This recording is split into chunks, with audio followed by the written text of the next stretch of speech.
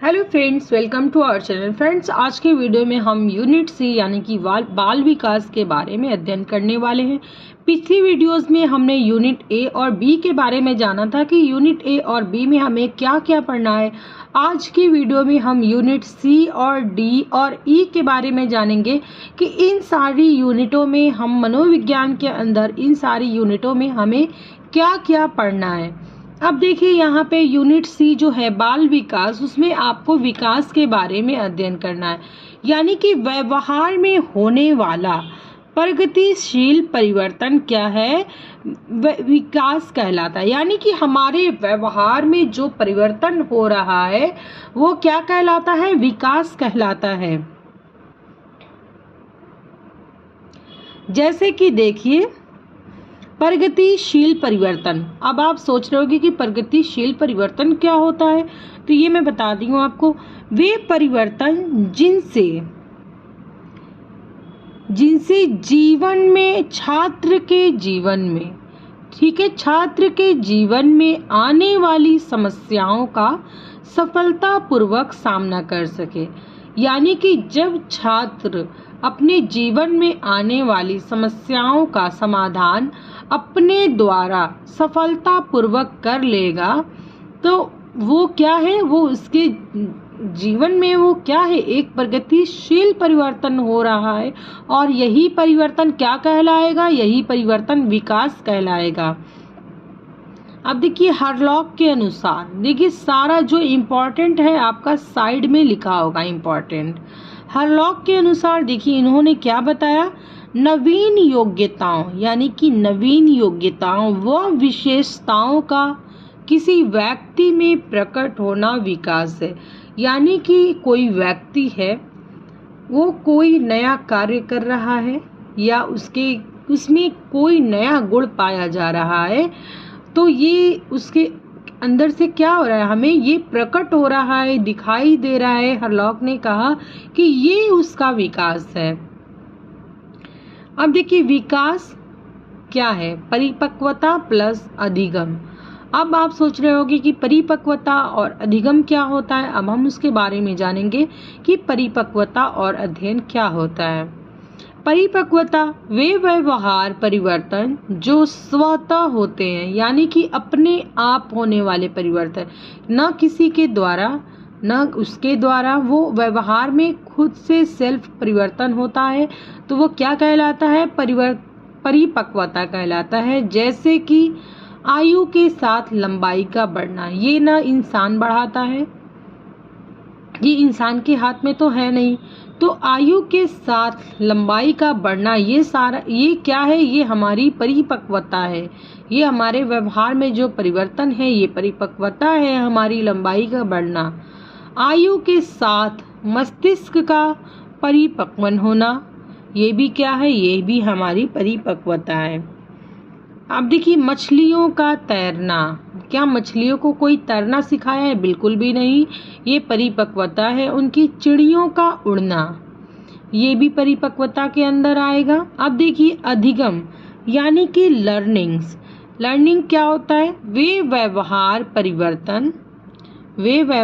परिवर्तन जो अनुभव एवं प्रशिक्षण, यानी कि आप किसी चीज का अनुभव या कोई प्रशिक्षण के परिणाम के स्वरूप होते हैं, वे अधिगम कहलाते। यानी कि आप कोई कार्य कर रहे हो, ठीक है, उस कार्य को करके आपको जाहिर है कि अनुभव प्राप्त हो जाएगा और आप उसका अच्छे से प्रशिक्षण करके उसके परिणाम स्वरूप होते हैं, तो वो क्या कहलाता है, अधिगम कहलाता है। जैसे कि आपको साइकिल चलाना नहीं आता है, लेकिन साइकिल चलाते चलाते आप 2 बार गिरोगे, 3 बार गिरोगे, लेकिन आप उसमें एक्सपर्ट हो जाओगे और आपको साइकिल चलाना वो आ जाएगा, तो वो आपका एक अनुभव होगा जो क्या कहलाएगा, अधिगम यानी कि लर्निंग कहलाएगा। अब जैसे कि हम दूसरा पॉइंट है रोटी बनाना। क्या किसी को रोटी बनाना आता है, नहीं, बिल्कुल भी नहीं। वो सीखता है, पहले टेढ़ी बेड़ी तिरछी कोनी इस तरह से रोटी को बेलता है, फिर धीरे धीरे उस तरह से वर्क करते करते, कार्य यानी प्रशिक्षण उस पर करते करते वो रोटी बनाना सीख जाता है। या उसका अनुभव उसको प्राप्त हो जाता है कि किस तरह से हम उसको बेलेंगे कि वो रोटी गोल हो जाएगी। अब देखिए लिखना क्या हमें खुद से आ जाता है? बिल्कुल भी नहीं। इसके लिए आपको प्रैक्टिस ज़रूरी है, अनुभव ज़रूरी है। और पढ़ना भी हमें बिल्कुल नहीं आता। ये भी हम क्या करते हैं, ये इसकी कोशिश करते हैं, लगे रहते हैं दिन रात कि हमें आ जाए, फिर धीरे धीरे अटकते पटकते हमें इसका अनुभव हो जाता है और हमें बेटर तरीके से पढ़ना आ जाता है। अब देखिए वैज्ञानिकों के अनुसार, कौन से वैज्ञानिक?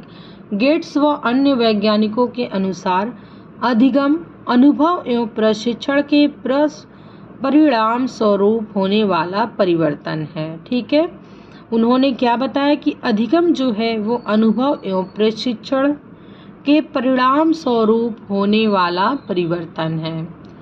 अब हम यूनिट डी के बारे में स्टडी करेंगे। यूनिट डी हमारा है अधिगम यानी कि लर्निंग्स। देखिए गेट्स व अन्य के अनुसार अधिगम अनुभव प्रशिक्षण के परिणाम स्वरूप होने वाला परिवर्तन है, यानी कि वे व्यवहार परिवर्तन जो अधिगम की श्रेणी में नहीं आते हैं। ठीक है, परिपक्वता या और अन्य व्यवहार ये अधिगम की श्रेणी में नहीं आते। मूल प्रवृत्त्यात्मक व्यवहार, थर्ड हमारा है स्वतः स्फूर्त क्रियाएं, सहज क्रियाएं, तेज रोशनी के आगे आंखें बंद कर लेना, पलक झपकना, दुर्घटना जनित व्यवहार, ये सारे अधिगम की श्रेणी में नहीं आते हैं। आप इसको याद रखिएगा। ये सारे हमें यूनिट डी में पढ़ना है, यानी कि हमें यूनिट डी में अधिगम के बारे में स्टडी करना है। अब हम यूनिट ई के बारे में जानेंगे कि यूनिट ई जो हमारी है साइकोलॉजी की, उसमें हमें क्या क्या अध्ययन करना है। मैं आपके लिए बहुत ही हेल्पफुल वीडियो लेके आऊँगी यूनिट वाइज, जैसे कि आपके सीटेट, यूपीटेट, रेट, एमपीटेट, ये सारे एग्ज़ाम आपको क्वालिफाई करने में काफ़ी आसानी होगी। पेडागोजी की क्लासेस चलेंगी, क्वेश्चंस होंगे। तो आप अगर हमारे चैनल पे न्यू हैं तो आप हमारे चैनल को सब्सक्राइब करिएगा, लाइक करिएगा और ज़्यादा से ज़्यादा शेयर करिएगा ताकि लोगों की ज़्यादा से ज़्यादा हेल्प हो सके।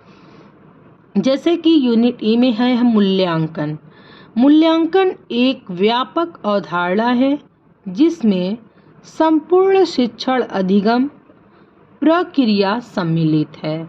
यानी कि मूल्यांकन एक व्यापक अवधारणा जिसमें कि जितना भी हमारे शिक्षण अधिगम की प्रक्रियाएं हैं वो सारी सम्मिलित हैं। जैसे कि उद्देश्य है अधिगम अनुभव प्रस्तुतिकरण, अध्येता की जांच, बोध के प्रश्न, यानी कि बच्चे जो जानते हैं उससे रिलेटेड हमें उनसे क्वेश्चन करना है। ये सारा क्या है, ये सारा मूल्यांकन के अंदर आएगा। अब देखिए मूल्यांकन के घटक या तत्व। पहला घटक है उद्देश्य, दूसरा है अधिगम अनुभव, तीसरा है अध्येता की जांच। अब देखिए उपर्युक्त तीनों आपस में संबंध, ये क्या है, मूल्यांकन के 4 घटक हैं। अब नेक्स्ट वीडियो में फ्रेंड्स हम यूनिट ए स्टार्ट करने वाले हैं जो कि हमारा टॉपिक होगा। देखिए यूनिट ए जो है, मैं बता दूं आपको इसी वीडियोस में कि यूनिट ए जो है हमारा शिक्षा और मनोविज्ञान है। यूनिट ए के अंदर आपके 7 टॉपिक आएंगे। ठीक है, पहले हम यूनिट ए के बारे में टॉपिक वाइज चर्चा करेंगे। पहला टॉपिक जो हमारा है वो है शिक्षा की अवधारणा। फिर टॉपिक 2 हमारा होगा वर्तमान शिक्षा के उद्देश्य। टॉपिक 3 हमारा होगा शिक्षा और मनोविज्ञान में संबंध। टॉपिक 4 जो हमारा होगा वो होगा मनोविज्ञान के संप्रदाय। अब टॉपिक 5 जो है हमारा वो है वर्तमान शिक्षा की मनोवैज्ञानिक विशेषताएं। छठवां टॉपिक हमारा होगा मनोविज्ञान की अध्ययन विधियां। टॉपिक 7 हमारा होगा वर्तमान शिक्षा के वैधानिक आधार, यानी कि इसमें आपको NCF 2005 और RTE 2009 के बारे में, जो कि काफ़ी इम्पॉर्टेंट है, हम इसके बारे में स्टडी करेंगे। थोड़ा सा मैं आपको डिटेल से टॉपिक 1 यानी कि शिक्षा की अवधारणा के बारे में आपको बता देती हूँ, ताकि आपको एक्साइटमेंट होगी काफ़ी वीडियोस के लिए। देखिए फ्रेंड्स, इस प्रकार से टॉपिक 1 शिक्षा की अवधारणा के बारे में हम स्टडी करेंगे। इस तरह से सारे टॉपिक की आपकी क्लासेस लगेंगी। वीडियोस देखने के लिए हमारे चैनल से जुड़ने का प्रयास करें। Thank you for watching.